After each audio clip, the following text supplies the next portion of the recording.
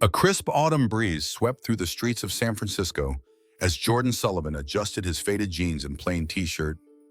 At 34, the owner of 47 downtown blend cafes across the West Coast was unrecognizable in his disguise.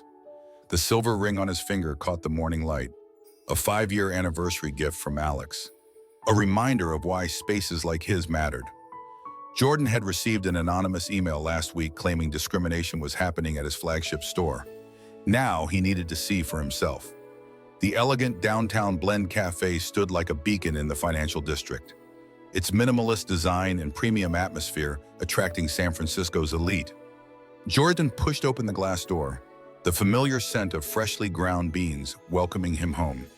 Behind the counter, a blonde waitress named Rebecca arranged cups with deliberate precision, completely ignoring his presence despite the nearly empty cafe. "I'll be with you in a minute," she called out to a well-dressed couple who had just entered behind Jordan, offering them a warm smile. Jordan noted how quickly she approached them, providing detailed recommendations about their signature fall blends, while he continued standing unacknowledged. 5 minutes passed before Jordan approached the counter. "Excuse me," he said politely.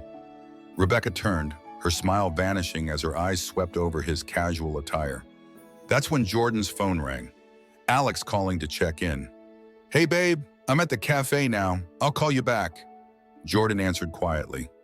Rebecca's expression changed instantly. Her eyes narrowed, and she whispered to her colleague just loudly enough for Jordan to hear, "We don't serve people like that here." The words struck Jordan like physical blows. In his own establishment, with his own mission statement, "Be true, be you, be welcome," hanging on the wall just behind her. "What can I get for you?" Rebecca finally asked, her voice dripping with disdain. "American coffee, please," Jordan replied calmly, despite the anger building within him. "We're having a system issue today. Cash only." Rebecca lied blatantly. Jordan knew the system was working perfectly. He had personally approved the latest upgrade last month. "How much?" Jordan asked, maintaining his composure. $12, Rebecca stated, nearly triple the normal price of $4.50. Jordan silently handed over a $20 bill. Rebecca took it with 2 fingers, as though touching something contaminated. "Plain coffee, to go," she muttered to a young barista named Tyler, who hesitated, discomfort clear on his face. While waiting, Jordan observed how other employees avoided eye contact with him, how Rebecca whispered about these kinds of people lowering the standards of the place, how she deliberately served 3 customers who arrived after him first. When she finally returned, she handed him a cheap, disposable cup rather than the signature ceramic mugs other customers were enjoying. Jordan stood frozen, absorbing the magnitude of what he'd witnessed in his own business. As he turned to leave, he glimpsed commotion at the entrance. A young couple, 2 men in matching blazers, were being seated in the far corner, despite empty tables by the window. Their anniversary cake box sat between them as Rebecca walked away, rolling her eyes. The sight crystallized something in Jordan's mind. This wouldn't end with just terminations. This would become a lesson in humanity itself. Outside, he called Matthew Pearson, his lawyer and closest friend since Yale. "Matt, it's me. I need you at Downtown Blend now. Bring the legal team and the new inclusion policy drafts. This situation needs our full attention." As he ended the call, Jordan watched through the window as Rebecca blatantly spilled water on one of the men's blazers. The couple left shortly after. Dignity wounded, anniversary ruined. Is justice always served so clearly? Or does it require people willing to stand up when it matters most? Follow Heart Stories for more powerful tales of courage, identity, and the moments that define us. The rolling hills of Grand Rapids, Michigan shaped Jordan Sullivan's earliest memories. Born to Pastor William Sullivan and his wife Catherine, Jordan grew up in a middle-class home where faith dictated everything. His childhood was marked by church socials, scripture readings, and his father's thunderous sermons about moral purity. For 16 years, Jordan lived behind a carefully constructed facade, knowing instinctively that his true self would never be welcomed within those church walls. At 18, during his final year of high school, Jordan made the decision that would forever alter his life path. After being accepted to Yale University, he finally gathered the courage to share his truth. "Dad, Mom, I'm gay," he said one Sunday evening, hands trembling around his dinner plate. The silence that followed felt eternal. His father's face hardened into stone, while his mother's eyes filled with tears. "No son of mine," Pastor Sullivan finally declared, rising from the table. "You have until morning to reconsider this sinful choice, or to leave this house." Jordan left before dawn, carrying a backpack with his most essential belongings. His Yale acceptance letter was folded carefully in his pocket, his only hope for a future. Those first months were a desperate scramble for survival. Jordan slept in his old car between classes, showered at the campus gym, and worked evenings as a barista at the local coffee shop. Exhaustion became his constant companion, yet something within him refused to break. It was during one particularly difficult evening that Jordan met Alex Chen, a freshman architecture student with a bright smile and unflinching kindness. When Jordan was escorted out of another coffee shop after embracing Alex in a brief hug, the humiliation burned deep. "I'll create spaces where that never happens to anyone," Jordan vowed that night, his voice quiet but resolute. Alex believed in him enough to loan Jordan his savings of $5,000, money that purchased a second-hand coffee cart and supplies to place near campus. The small silver pendant Jordan always wore around his neck came from his favorite professor, Dr. Eleanor Hayes, an openly lesbian literature professor who became his mentor. Engraved with the words, "Be true, be you, be welcome," it served as a constant reminder of the spaces Jordan was determined to build. From that single cart, downtown Blend grew steadily, one location, then 3, then 10 across the Northeast. Each cafe operated on the same principle: every person deserved dignity, regardless of who they were or whom they loved. 15 years later, Jordan's empire stretched across 47 locations, becoming known as safe havens for the LGBTQ+ community while maintaining excellence that attracted customers from all walks of life. The business magazines celebrated his entrepreneurial vision, but few understood the personal wounds that had fueled his mission. Meanwhile, in the small town of Coleman, Alabama, Rebecca Thompson was raised in a household where difference was considered dangerous. Her father, Reverend Thompson, led a congregation known for its fierce opposition to the gay agenda. Rebecca absorbed these teachings without question, particularly after her younger brother Michael announced he was transgender at 16 and promptly disappeared from their lives. The family never spoke of him again, but Rebecca's father began preaching with renewed vigor about protecting traditional values.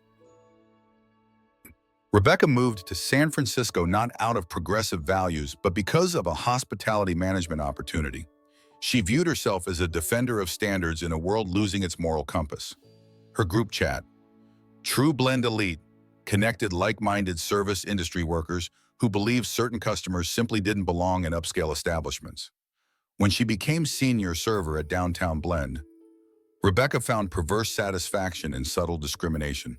Nothing obvious enough to be reported, but clear enough to make undesirable customers uncomfortable. In her mind, she wasn't hateful, she was maintaining standards. This justification allowed her to sleep at night, even as she systematically denied people the very dignity Jordan had built his entire empire to provide. The cosmic irony was lost on her, that she was actively destroying exactly what made Downtown Blend special, all while cashing paychecks signed by a man who represented everything her father had taught her to despise. Two souls shaped by the same religious tradition had arrived at opposite shores, one dedicated to inclusion, the other to exclusion. Their collision course was inevitable, set in motion long before Jordan ever walked through those cafe doors in disguise.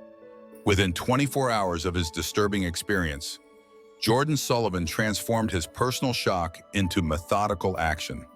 The Downtown Blend headquarters conference room became command central, with Matthew Pearson coordinating a team that included David Carter, the company's human resources director, and Dr. Sarah Williams, a prominent civil rights attorney specializing in discrimination cases. Jordan's partner Alex arrived with lunch, his steady presence a reminder of what was truly at stake. I need to understand how deep this goes, Jordan explained, pacing the room. If this is happening at our flagship location, where else might it be occurring? The team devised a comprehensive investigation strategy that went far beyond standard corporate protocols. State-of-the-art cameras were discreetly installed throughout the cafe, programmed to record customer interactions. 5 mystery shoppers representing diverse backgrounds and orientations were scheduled for visits throughout the week. Most crucially, Maya Rodriguez, a bisexual Latina woman from Jordan's HR team, agreed to apply for a serving position at the cafe. I'll document everything from the inside, Maya promised, her expression resolute. If there's a system in place, I'll find it. Jason Martinez, a well-known LGBTQ+ rights activist and longtime downtown Blend customer, joined their efforts after Jordan reached out confidentially. Your cafes have been safe spaces for our community for years, Jason said. We need to protect that. He mobilized trusted community members to visit the cafe and document their experiences. What they discovered exceeded Jordan's worst fears. Rebecca's treatment of Jordan hadn't been an isolated incident or a bad day. It was part of a deliberate, systematic approach to discrimination.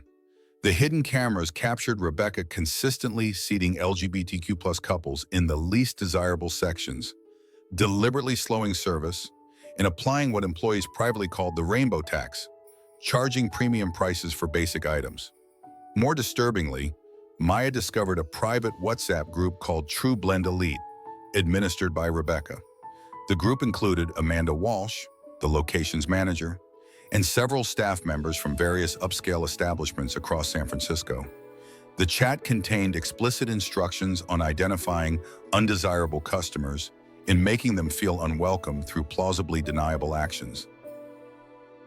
"Check this out," David said grimly, displaying screenshots on the conference room screen. One message from Rebecca read, "Another rainbow table today.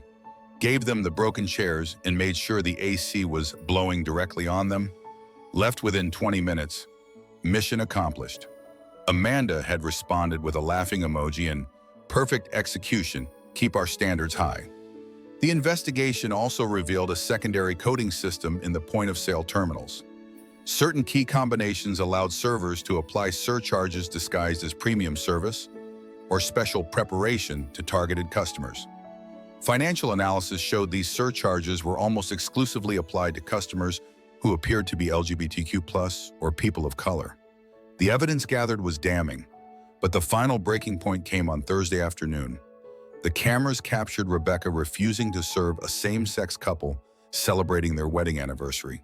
"We're fully booked for reservations," she claimed, despite visible empty tables. When they protested, showing their anniversary cake, Rebecca deliberately spilled water on one man's blazer. The incident was recorded by another customer who posted it on TikTok with the hashtag #DowntownBlendHate. Within hours, it had over 50,000 views. Dr. Bussell Williams reviewed the complete evidence portfolio with clinical precision. "This isn't just morally reprehensible one," she explained. "It violates multiple federal civil rights laws, California's Unruh Civil Rights Act, and San Francisco's non-discrimination ordinances. The systematic nature and financial fraud elements make this particularly serious." Jordan sat quietly, absorbing the magnitude of the betrayal. Downtown Blend, his life's work, born from his own experiences of rejection, had become a place where that same rejection was being carefully orchestrated. The silver pendant around his neck felt suddenly heavy. "I know exactly what we're going to do," he finally said, his voice steady despite the emotion behind it. "Tomorrow morning, we're going to deliver a lesson about humanity that Rebecca and Amanda won't ever forget." The Friday morning sunshine streamed through downtown Blend's windows as Jordan Sullivan entered wearing an impeccably tailored navy suit, his silver pendant gleaming against his crisp white shirt. The contrast with his previous visit couldn't have been more striking. Behind him walked Matthew Pearson, Dr. Sarah Williams, David Carter, and Jason Martinez, a formidable procession that immediately captured everyone's attention in the bustling cafe. Rebecca was at the register, her practiced customer service smile freezing as she recognized Jordan from the previous encounter. Amanda emerged from the back office, confusion written across her face at the sudden silence that had fallen over the space. Tyler, the young barista, stood wide-eyed behind the espresso machine, a mixture of fear and what looked strangely like relief washing over his features. "Good morning, everyone," Jordan announced, his voice carrying across the now silent cafe. "My name is Jordan Sullivan, and I'm the founder and CEO of Downtown Blend." The shock was immediate. Rebecca's face drained of color while Amanda visibly stiffened. Other employees exchanged nervous glances, some looking confused, others knowingly anxious. David stepped forward with a laptop and connected it to the cafe's display screen, normally used for showcasing seasonal specials. "Over the past week," Jordan continued, "I've conducted a thorough investigation into the work environment and customer service practices at this location." The screen illuminated with the first image, a screenshot of the True Blend Elite WhatsApp group. Rebecca's messages mocking rainbow customers appeared in bold text for everyone to see. "Rebecca Thompson," Jordan stated, his voice calm but carrying undeniable authority. "You administer this group where you instruct employees from luxury establishments how to discriminate against customers based on their sexual orientation and race." Rebecca stepped forward, indignation overriding her shock. "Mr. Sullivan, this is a complete misunderstanding." "Silence, Voyardon," Jordan interrupted, the word cutting through the air like a blade. He clicked to the next image, Rebecca deliberately overcharging him while he was in disguise. "This photo was taken at the exact moment you charged me $12 for a $4.50 coffee, claiming a system issue that didn't exist." The evidence continued in devastating succession: video clips of discriminatory seating practices, the point-of-sale code manipulation, the anniversary couple's humiliation. With each revelation, Rebecca's defiance visibly crumbled while Amanda began to sob quietly. "You've created an environment where discrimination isn't just tolerated," Jordan declared.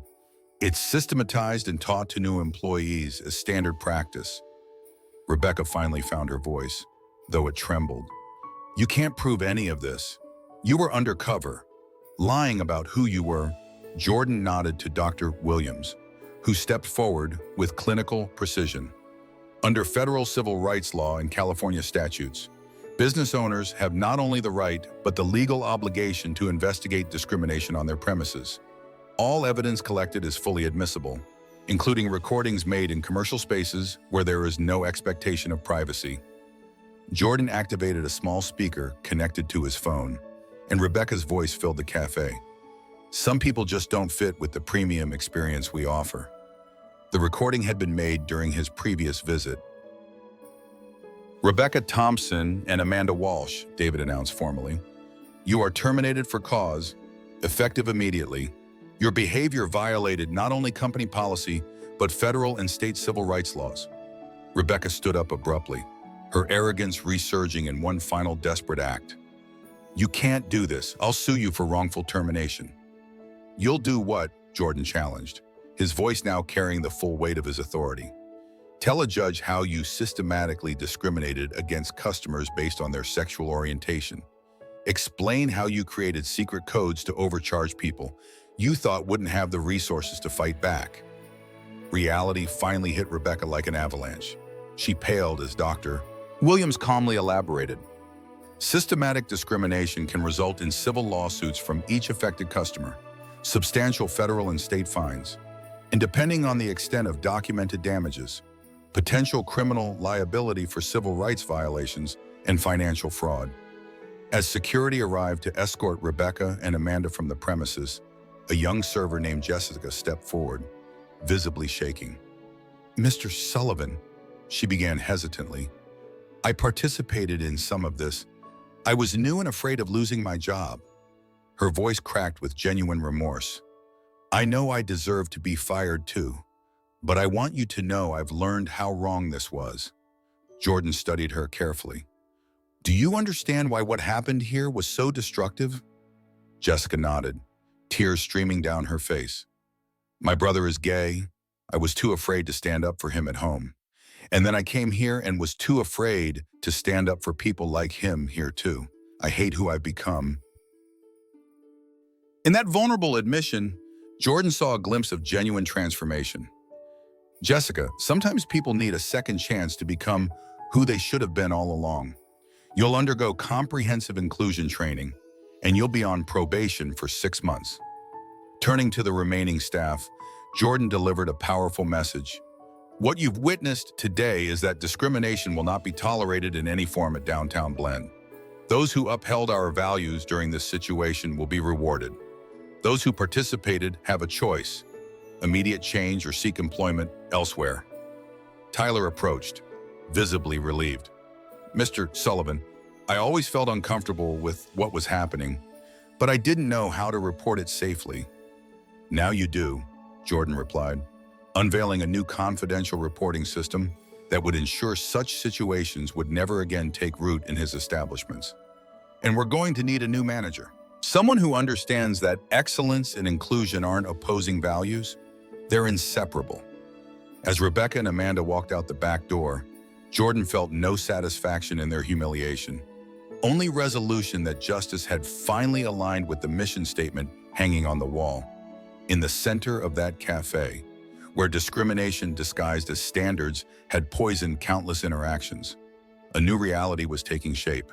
6 months transformed Downtown Blend San Francisco into a national benchmark for inclusion and excellence in customer service. The flagship cafe hummed with authentic welcome, its atmosphere electric with diverse conversations and genuine connections. Under Tyler's management, the location's revenue increased by an astonishing 38%, proving that dignity and profit walk perfectly hand in hand. The Sullivan Protocol, Jordan's comprehensive system for ensuring equitable treatment, became the industry standard for identifying and eliminating institutional bias. Major hospitality corporations sent representatives to study the implementation, and business schools incorporated the case study into their ethics curriculum. Jordan's book, The Inclusive Business, topped bestsellers lists and became required reading at leading MBA programs nationwide. Rebecca Thompson found herself unemployable in the hospitality industry.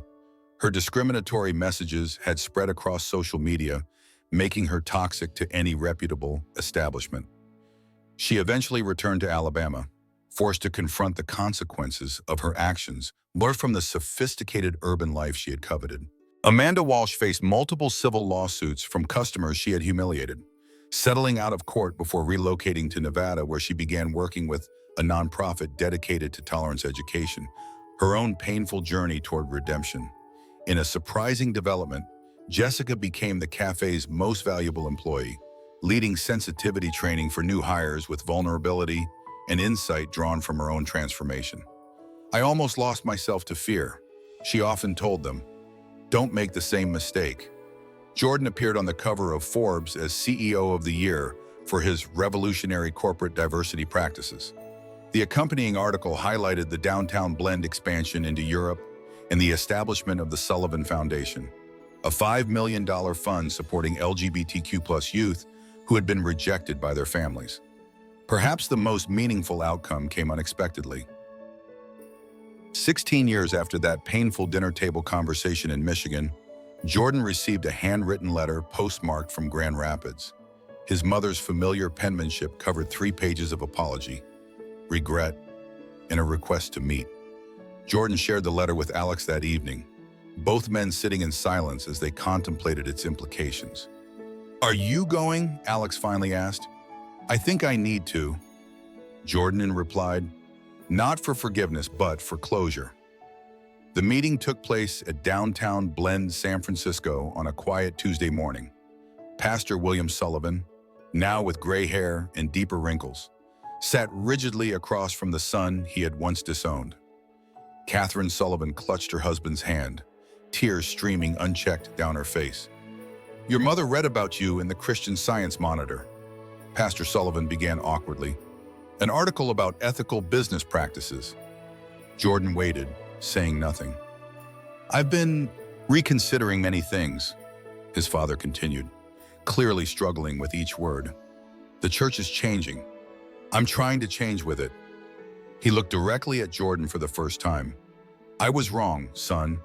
Terribly wrong. The reconciliation wasn't instantaneous or complete. 16 years of absence couldn't be healed in a single conversation. But it was a beginning. When Alex joined them later, Pastor Sullivan shook his hand with genuine effort. However uncomfortable, during Pride Month, Downtown Blend hosted a special celebration where Jordan and Alex announced their engagement. The cafe's exterior glowed with the illuminated words, "Be true, be you, be welcome." The same words engraved on the pendant Jordan had worn through every step of his journey. Jessica presented them with a handmade engagement cake bearing the inscription, "From someone who learned what true acceptance means." Rebecca's attempt to destroy Jordan based on who he loved had failed spectacularly. Instead, she had inadvertently sparked a movement that strengthened the very values she had tried to undermine. Jordan discovered that true justice wasn't about punishment or revenge. It was about creating a world where prejudice simply had no place to take root. Have you ever stood up against discrimination or been transformed by seeing the impact of your own biases? What does creating truly inclusive spaces mean to you? Share your story in the comments and subscribe to Heart Stories, where we celebrate the courage to be authentically human in a world that sometimes forgets how.